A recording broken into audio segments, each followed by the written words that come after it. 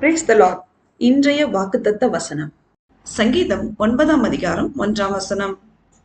கர்த்தாவே, என் முழு இருதயத்தோடும் உம்மை துதிப்பேன், உம்முடைய அதிசயங்களை எல்லாம் விவரிப்பேன். கிறிஸ்துவுக்குள் அன்பானவர்களே, சர்வ வல்லமை உள்ள சேனைகளின் கர்த்தராகிய இயேசு கிறிஸ்துவை நாம் முழு இருதயத்தோடும் முழு ஆத்மாவோடும் துதித்து மகிமைப்படுத்தி போற்றி புகழ வேண்டும். அவர் நமக்காக செய்கிற அனைத்து அற்புதமும் ஆச்சரியமும் கொண்ட செயல்களை நாம் அநேகருக்கு சொல்வது நமக்கு நன்மையாயிருக்கும்.